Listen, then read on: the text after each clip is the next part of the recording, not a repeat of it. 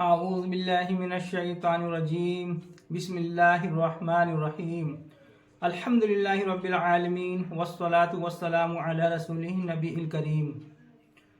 اللہ کے نام سے شروع جو بڑا مہربان نہایت رحم کرنے والا ہے۔ تمام تعریفیں اور خوبیاں اس شافی کے لیے جو تمام جہان کا پالنے والا اور شفا بخشنے والا ہے، جس نے کوئی چیز بھی بے فائدہ پیدا نہیں کی، اور درود پہنچے طبیب روحانی و جسمانی حضرت محمد رسول اللہ صلی اللہ علیہ وسلم پر۔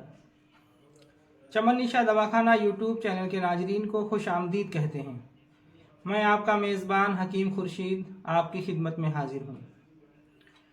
آج کا جو ہمارا موضوع ہے وہ ہے پیچس، جس کا مشہور نام ہے مروڑ، اور جو اس کا طبی نام ہے وہ ہے زحیر۔ یہ ایک تکلیف دہ بیماری ہے جو کہ بڑی آنتوں میں کسی تیز مادہ یا سدے پڑنے سے ہوتی ہے۔ پیچس آنتوں کی بیماری ہے۔ تو آئیے سب سے پہلے ہم سمجھتے ہیں کہ آنتیں کیا ہیں۔ آنتیں غذا کی نالی کا وہ حصہ ہیں جو معدہ سے شروع ہو کر مقعد تک پیٹ میں واقع ہیں۔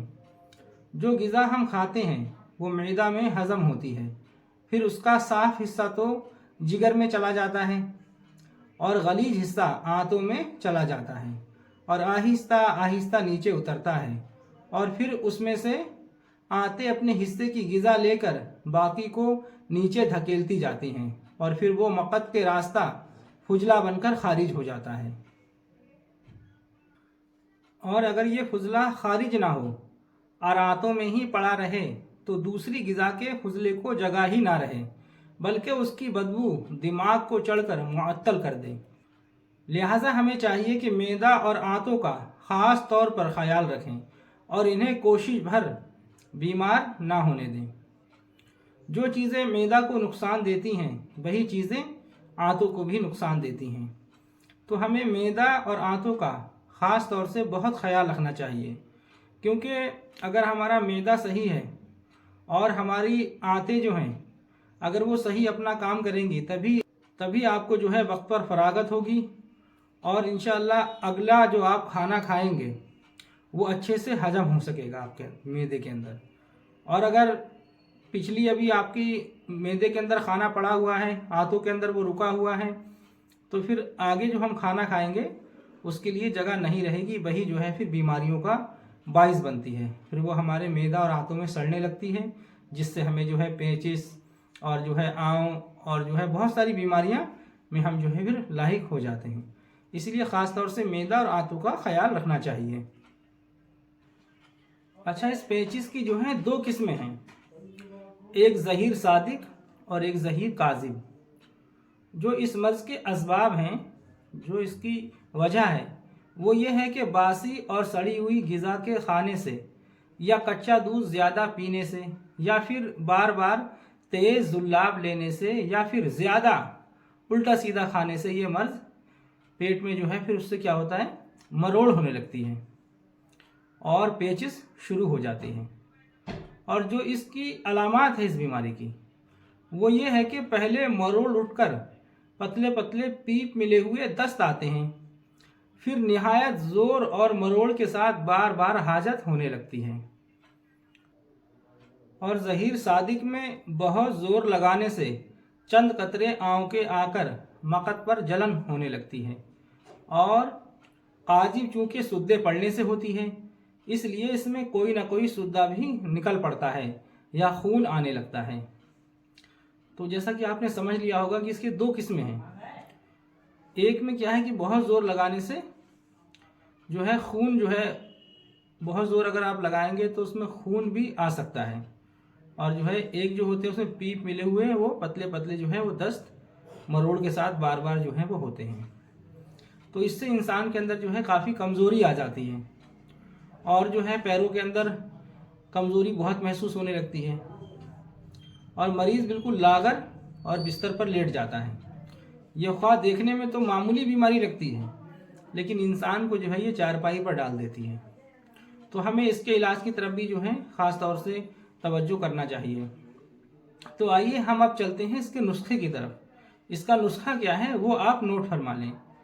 नुस्खा इसका ये है कि आपने लेनी है छोटी हरड़, छोटी हरड़, यानी कि एक होती है हलीला जर्द यानी कि बड़ी हरड़, और एक होती है हलीला सिहा यानी कि छोटी हरड़, जिसे कि काली हरड़ भी बोल देते हैं। तो आपने लेनी है छोटी हरड़ 100 ग्राम और सौंफ 100 ग्राम और खांड 200 ग्राम। अच्छा, इसका तरीका क्या है बनाने का? आपने हरड़ को जो है पहले देसी घी के अंदर तवे पे डालकर थोड़ा भून लेना है, हल्का जलाना नहीं है बल्कि उसको अच्छे से तल लेना है, यानी कि उसको भून लेना है घी के अंदर। और घी के अंदर भून लेने के बाद में उसका जो है आपने पाउडर बना लेना है। सौंफ 100 ग्राम और इसको जो है आप क्या करेंगे, इसका पाउडर बना लें, यानी कि सफ़ूप आप तैयार कर लें इसका, और उसके अंदर जो है खांड मिला लें। और उसके बाद में आधा आधा चम्मच सुबह दोपहर शाम आपने जो है इस मरीज़ को खिलाना है। तो इंशाअल्लाह ताला अल्लाह के फजल से 2-3 खुराकों से ही जो है फ़ायदा हो जाएगा आपको। अच्छा, आप अगर आपके खून भी आ रहा हो और तकलीफ़ बहुत ज़्यादा हो तो उसके साथ में जो है आप एक दवाई और मिला सकते हैं, उसका नाम है शरबत हब्बुल आस। अगर आपको पुरानी पेचिस है या पुरानी मरोड़ है आपको और आप दवा खाते हैं ठीक नहीं होती है, तो इसके साथ में आप शरबत हब्बुल आस ले लें, जो कि यूनानी कंपनी इसको तैयार करती है। यह आपको तैयार शुदा बाज़ार से आसानी से मिल जाएगा। तो आपने ये क्या करना है, आपने जो है पानी लेना है आधा गिलास, उस पानी के अंदर 2 चम्मच जो है ये सिरप मिला लेना है। ये सिरप आपने 2 चम्मच मिला लिया शरबत, और उसी पानी के साथ में आपने आधा चम्मच ये सफ़ूप जो आपने अभी तैयार किया था, बस ये सफ़ूप जो है उसके साथ में आप खा लें। इंशाअल्लाह ताला पुरानी से पुरानी पेचिस भी जो है आपकी 2-4 दिन में इंशाअल्लाह उससे आपको आराम हो जाएगा। हफ्ता 10 दिन में पुरानी पेचिस भी ख़त्म हो जाएगी, और नई पेचिस को तो इंशाअल्लाह जो है 2-3 खुराकों में ही आराम आपको हो जाएगा। ये बहुत ही अक्सर और बहुत बेहतरीन ये नुस्खा है, आप इसको भी बनाकर इस्तेमाल कीजिए। ये हमारा अपना तजुर्बा शुदा है, और हमने इसको जो है बहुत ही पेचीदा मरीज़ पर, जो कि सालों से दवा खा रहे थे, उनको जो है बार बार हाजत होती थी, पेचिस उनको थी, मरोड़ होती थी, फिर वो जो है फ़ौरन हाजत के लिए जाते थे, तो उनको हमने ये दवा दी। अल्लाह के फजल से अल्लाह ने उनको शिफा अता फरमाई। ये जो है हमारा अपना तजुर्बा शुदा नुस्खा है, तो आप भी इंशाअल्लाह जो है इसको इस्तेमाल कीजिए और फ़ायदा उठाइए। हम अल्लाह की मखलूक की खिदमत के लिए अपने ज़ाती तजुर्बात लोगों तक पहुँचा रहे हैं। अल्लाह तबारक व तआला मेरे बताए हुए नुस्खों से आपको फ़ायदा उठाने की तौफीक दे, और मुझे मेरी मेहनत का दोनों जहां में समर अता फरमाए। ये वीडियो बहुत दिन के बाद हम आज डाल रहे हैं। इसकी कुछ वजह थी कि हमें कहीं किसी काम से जाना पड़ा था, जो हम ये वीडियो नहीं डाल पाए। तो इंशाअल्लाह अब आइंदा आपको जो है वक्त पर वीडियो जो है वो मिलेगी। ठीक है, खुदा हाफिज़।